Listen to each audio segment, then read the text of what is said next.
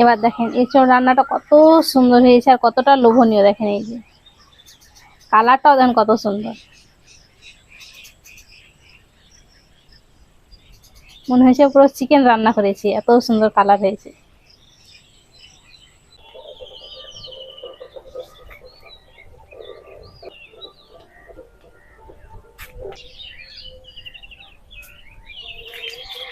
আসসালামু আলাইকুম, মেহেক কিচেনে আপনাদের সবাইকে স্বাগত। আজকে আমি গাছের টাটকা কচি কাঁঠাল দিয়ে দারুণ মজার কাঁঠাল কষা বানিয়ে দেখাবো। আর এই কষা রান্নাটা যদি খান তাহলে মাছ মাংস খাওয়া ভুলে যাবেন, এত সুস্বাদু হয় খেতে। আর রান্না করাও খুবই সহজ, খুব সহজভাবে দেখাবো, ঘরে থাকা মশলা দিয়ে এটা বানিয়ে নিতে পারবেন। তো এই কাঁঠাল গাছটা দেখেন আপনাদের ছোট্ট লাগানো দেখিয়েছিলাম, তো আমাদের গাছে এবার প্রচুর এঁচড় ধরেছে। এই যে দেখেন কত এঁচড় ধরেছে, নিচে আছে বলে, না তো গাছটা মনে হয় ভেঙে যেত। 1 বছরের গাছ, কত ধরেছে শুধু দেখেন। এই যে এখনো তো আসছে অনেক, এই যে এগুলো অনেক সবে হবে। এদিকে আছে, তো এইখান থেকে একটা কেটে নিতে হবে। এখানে দেখেন বড় বড় 3টে আছে, এই যে। তো এখান থেকে একটু বড় হয়েছে, এটা কেটে নেব।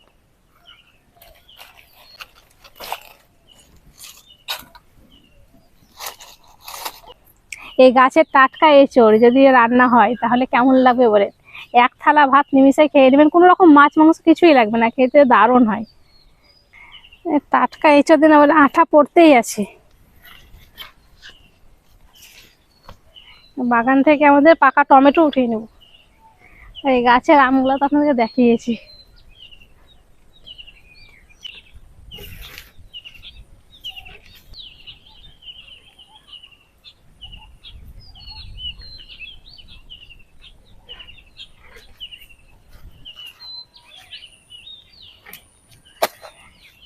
এই যে এখানে পাকা পাকা একদম দেশি টমেটো আছে। এই যে বৃষ্টি হয়েছে, দিয়ে মাটিগুলো লেগে গেছে।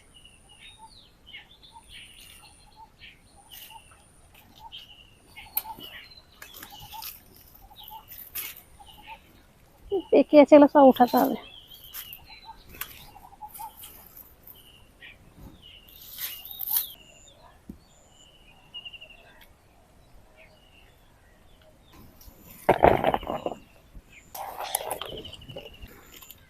এঁচড় টমেটো উঠিয়ে নিয়েছি, এবার চলে যাবো রান্না সারে।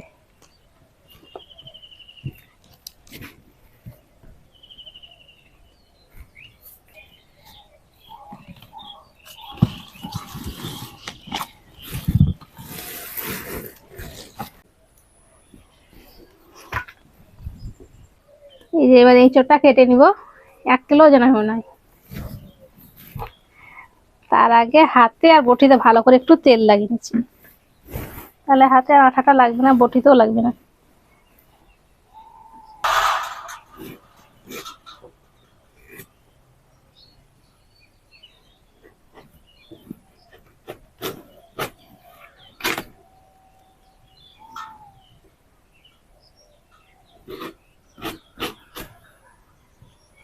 খেতে যা লাগবে না, টাটকা এঁচড় একদম গাছের।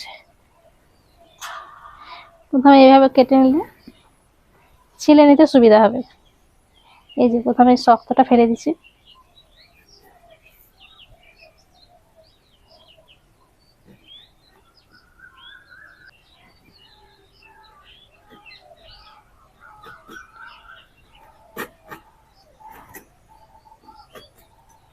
কচি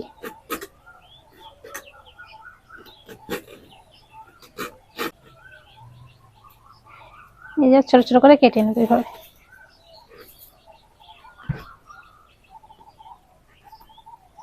এইভাবে করে কেটে নিচ্ছি।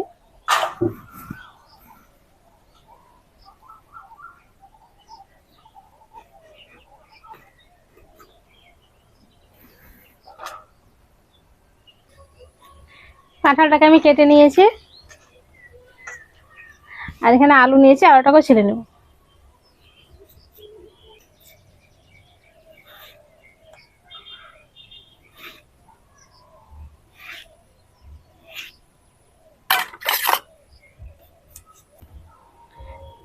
টমেটোগুলো কেটে নিব।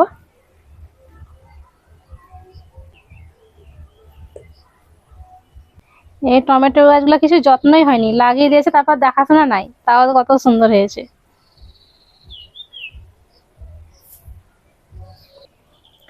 সবকিছু আমি কেটে রেডি করে নিয়েছি।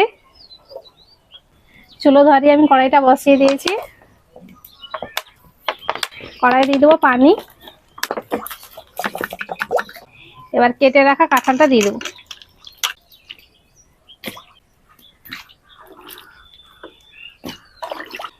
এই এঁচড় খাওয়া কিন্তু শরীরের পক্ষে খুবই উপকারী, প্রচুর আয়রন আছে, খাওয়া খুব ভালো। এবার দিয়ে দিচ্ছি লবণ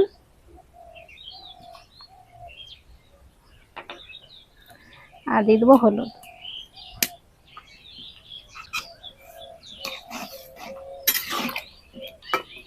প্রথমে কাঁঠালটাকে সেদ্ধ করে নিই, তারপরে বাকি আলুটা দেব।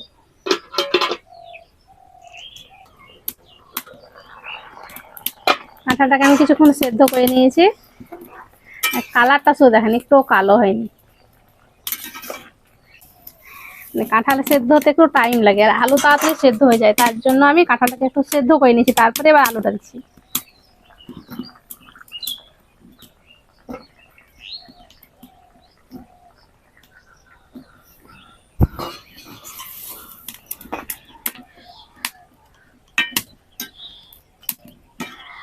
আবারও ভালো করে সেদ্ধ করে নেবো, যাতে এবার আলুটা সেদ্ধ হয়ে যায়।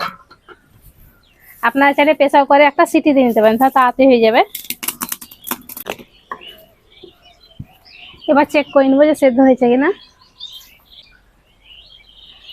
এই আলুটা ভালো মতো সেদ্ধ হয়ে গেছে, আর এঁচড়টাও ভালো মতো সেদ্ধ হয়ে গেছে। পানি থেকে এবার উঠিয়ে নিই।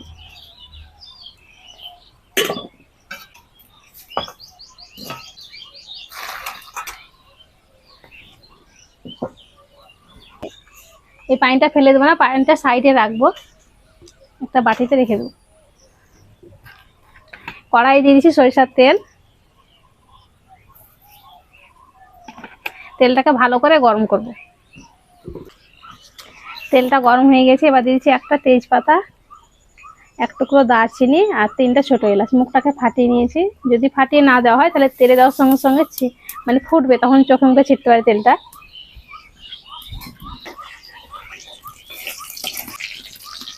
মশলা থেকে খুব সুন্দর একটা সেন্ট উঠছে। এবার দিয়ে দিচ্ছি পেঁয়াজ বাটা। এখানে আমি একটা মিডিয়াম সাইজের পেঁয়াজকে বেটে নিয়েছি, এটা দিয়ে দিচ্ছি।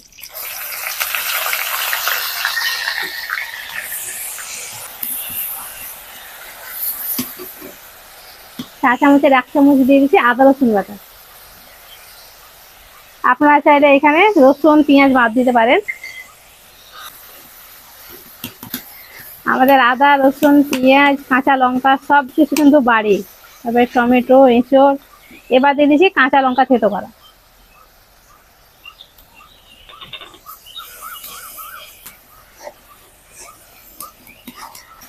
মশলাটাকে ভালো করে কষে নিতে হবে।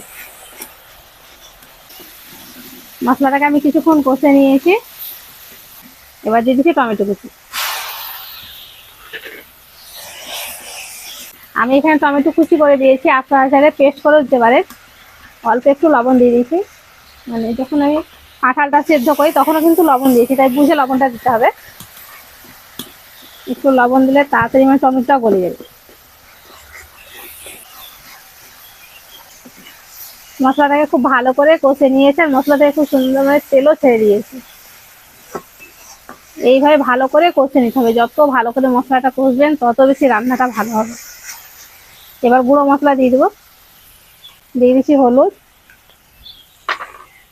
আর এখানে আছে ধনে গুঁড়ো, জিরে গুঁড়ো, লঙ্কার গুঁড়ো, আর আছে এটা গরম মশলা গুঁড়ো। এই রান্নাটা 2 রকম ভাবে করা যায়। আমি এখানে আলু আর কাঁঠালটাকে সেদ্ধ করে নিচ্ছি শুধু। আপনারা চাইলে আলু আর কাঁঠালটাকে ভেজে নিতে পারেন, তবে ভাজার স্বাদ আলাদা হবে, এরকম রান্নার স্বাদ আলাদা হবে। এইরকম যদি শুধু কষে নেওয়া হয় মশলাটা ভালো মতন ঢুকে ভিতরে, তাহলে ভালো লাগে বেশি। মশলাটা কষে নিয়েছি, এবার দিয়ে দিচ্ছি সেদ্ধ করা আলু আর কাঁঠাল।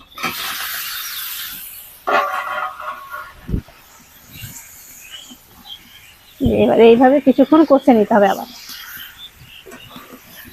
এইভাবে যত ভালো করে কষবেন তত রান্নাটা ভালো লাগবে, মানে মশলাটা ভালো মতন ভিতরে ঢুকবে, রান্নাটাও খুব সুন্দর হবে, কালারটাও খুব সুন্দর হবে। এই যে অল্প একটু পানি দিয়ে দিচ্ছি, সিদ্ধ করা পানিটা ছিল কাঁঠালের। ভালো করে কষে নিই।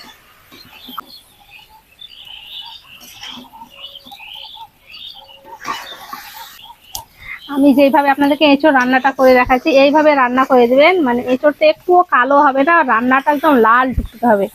সাধারণ মশলা দিয়ে রান্না করবেন কিন্তু একদম খেতে অসাধারণ হবে, কালারটাও খুব সুন্দর হবে।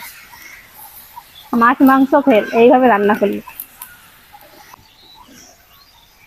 তো আমি 5 থেকে 7 মিনিট হালকা আছে খুব ভালো করে কষে নিয়েছি। নিজে খুব ভালো করে কষে নিয়েছি। এইভাবে কষতে কষতে একটু ভাজা ভাজাও হয়ে যাবে। এবার আমি দিয়েছি পানি, যে পানিটা আমি রেখেছিলাম এটা দিয়েছি। আর একটু লাগবে।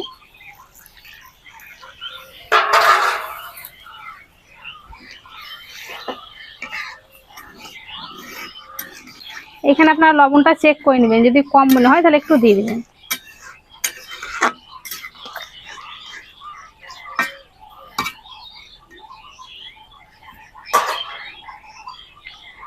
অল্প একটু চিনি দিয়ে দিচ্ছি, আপনার হিসাবে এটা বাদ দিতে পারেন, তবে দিয়ে দেখবেন খেতে ভালো লাগবে। এবার ঢাকা দিয়ে আরো আমি 15 মিনিট জাল করে নেব। 15 মিনিট আমি জাল করে নিয়েছি।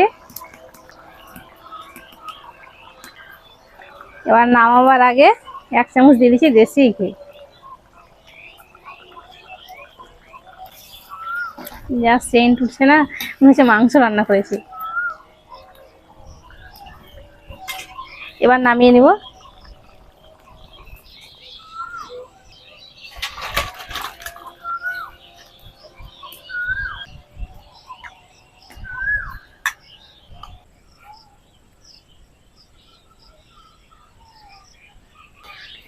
এবার দেখেন এঁচোড় রান্নাটা কত সুন্দর হয়েছে আর কতটা লোভনীয়। দেখেন এই যে কালারটাও দেখেন কত সুন্দর, মনে হয়েছে পুরো চিকেন রান্না করেছি, এত সুন্দর কালার হয়েছে।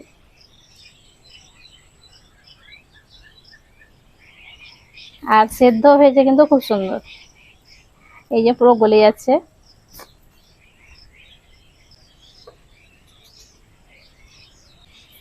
এইভাবে একবার এঁচোড় রান্না করে দেখবেন, গরম গরম ভাত কিংবা গরম গরম রুটি পরোটার সঙ্গে খেতে দারুণ লাগে।